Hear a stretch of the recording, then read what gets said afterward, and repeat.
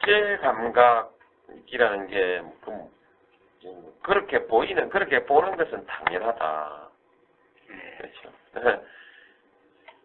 외국어도 못하고 해외도 안 나가다녔고 외국의 근사한 정치인들하고 사진 찍은 일도 없으니까요. 그렇게 보는 것은 당연한데 그것이는 그렇게 중요한 것이 아니다. 국제관계를 감각으로 하는 것은 아니다. 세계를 보는 안목에 대해서 부족함이 있겠지만 그러나 그 평가를 하려면 대화를 좀 해보고 했으면 좋겠다. 서로 대화를 좀 충분히 하고 그렇게 했으면 좋겠다. 넬슨 만델라 같은 사람은 27년 감옥에 있어도 세계적 안목이나 국제적 안목을 갖고 있었던 것. 감각은 몰라도 안목을 갖고 있었던 것 같고, 소위 오늘의 EU의 그 출발된 EC 같은 거죠. 소위 유럽 통합을 이루어내고 그 동안에 독일이 유럽의 번영에 편입되도록 하는 그 서방 정책으로 하여튼 독일의 역사를 좀 반석 위에 올려놨다고 얘기하는 아데나우어 수상 같은 사람. 그 사람은 유럽의 역사를 바꿔놓은 사람이거든요. 유럽 역사의 밑그림을 그린 사람인데, 오늘의 유럽 역사의 밑그림을 그린 사람인데, 굉장히 그 외국어를 한마디도 못했다는 거예요. 아데나우어 수상. 외국어 실력이 말하는 건 아닌 거 아닐까. 네. 그러나 또 내가 잘한다고 말할 수 없겠죠. 내가 잘한다고 말할 수도 없겠지만 그 평가가 정확하다고 말하는 것도. 그러나 이러나 저러나 그 부분은 따라다니는 감점 요인이 될 겁니다. 공격을 계속 받을 것이고 감점 요인이 될 것입니다. 국제관계에서 가장 중요한 것은 세계사를 바라보는 안목이. 그건 철학에서 나오는 거죠. 인류사의 미래를 보는 역사관, 가치관과 역사관에서부터 제일 중요한 거죠. 그 다음에 뚜렷한 비전을 보여주지 않는다. 그건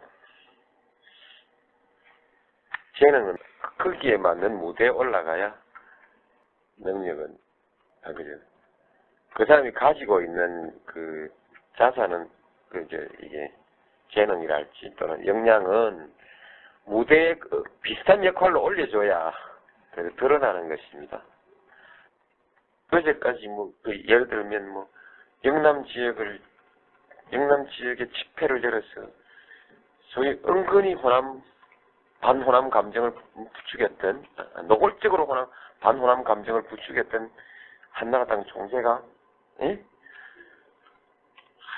동서화합을 외친다면 이것은 이미 신뢰의 문제가 아니고 많은 사람들이 그걸 비전이라고 내놓는다면 그건 이미 비전이 아니죠. 비전이 아니고 사람들을 실망스럽게 만드는 사람들의 희망에 물을 끼얹는 예리된 희망에 물을 끼얹는 일 아니겠어요? 동북아 시대에 우리 미래 비전이라는 게 이런 거 아니겠어요?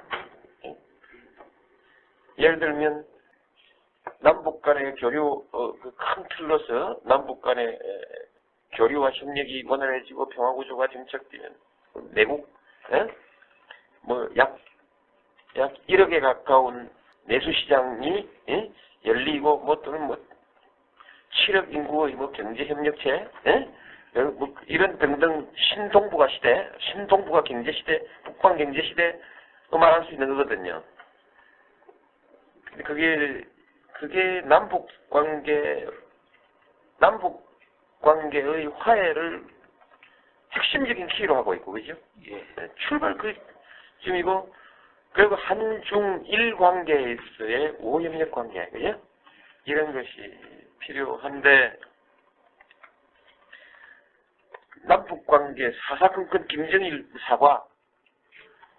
말하자면 6.25에 대해서 사과하고 한국에 와야 된다고 도저히 실현될 수 없는 요구 조건을 내세우면서 해야 올 수 있다고 실현될 수 없는 요구 조건을 내세우면서 김정일이가 서울에 올 수 없게 도저히 올 수 없는 그런 조건을 요구한단 말이죠. 요구하는 이런 아주 경직된 남북관계 그리고 냉전 예를 들면 그래서 끊임없는 검증을 요구하는 냉전적 사고 이런 거 가지고 계속 불신을 조장하고 불신과 적대의 사고에서 벗어나지 못하고 그것을 계속 조장하는 사람이 무슨 신동북아 경제 번영의 시대 이런 비전을 내놓으면 그건 또한 공허한 거 아니겠습니까? 우리 그동안에 우리한테 많은 이런 공허한 비전들이 많이 나왔습니다. 많이 나왔고 보따리 싸들고 당을 이당저당 옮겨 다닌 사람들이 역사를 얘기해왔던 역사의 정통성을 얘기하고 역사 바로 세우기를 하고 좀 더 거슬러 올라가면 하여튼 친일 행적을 가진 사람이 단상에서 독립유공자 가족들에게 무슨 훈장 내려주고 하는 그런 얘기까지를 얘기가 되기도 하지만 아주 이런 거 너무 많이 가면 안 되겠네요.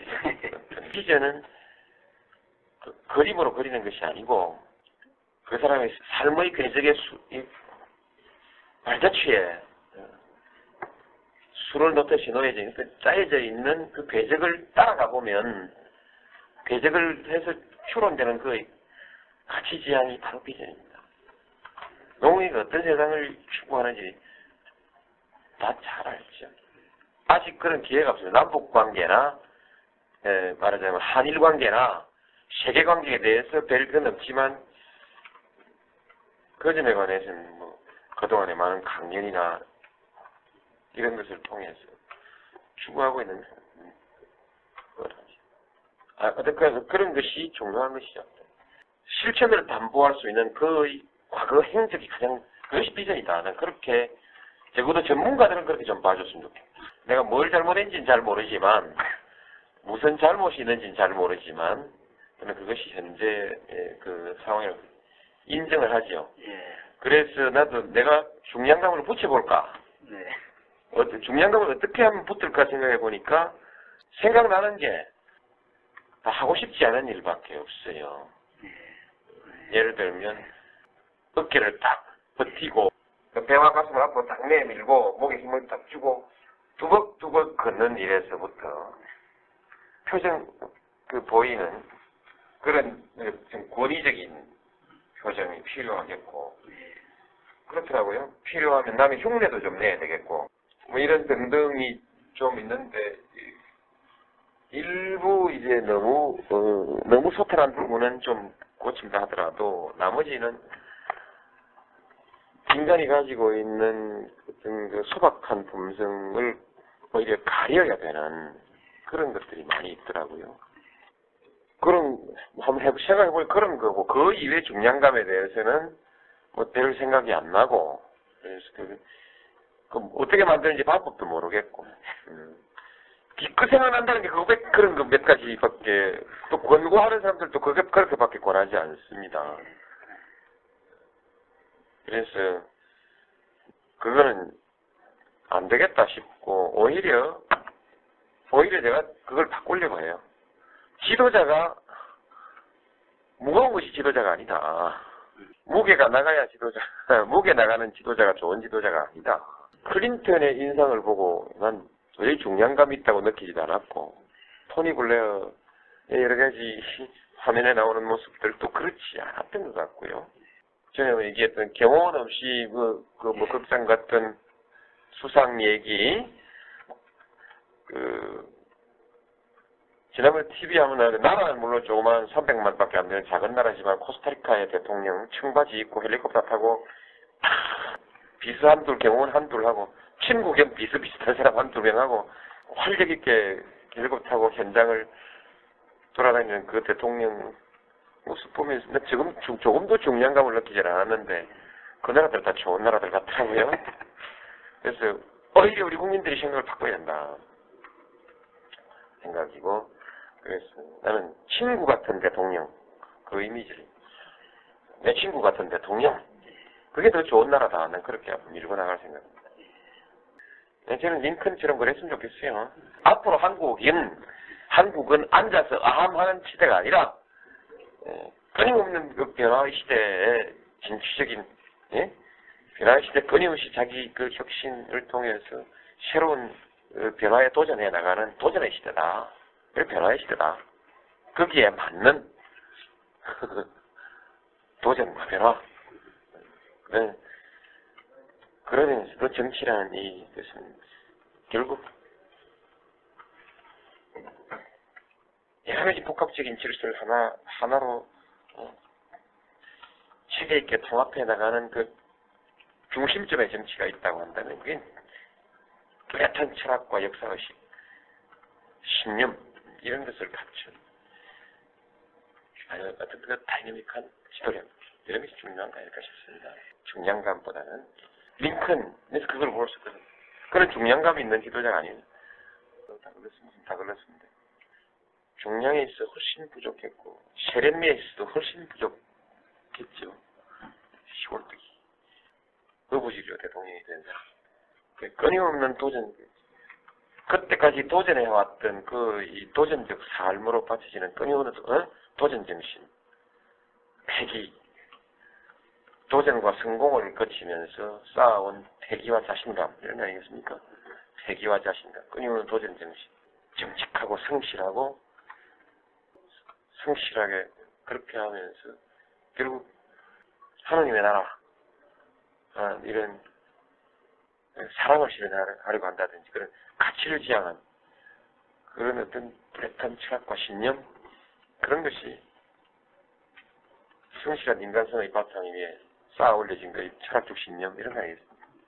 그런 것이 아직도 미국에서 가장 자랑스러운 역사로 기록된 한 시대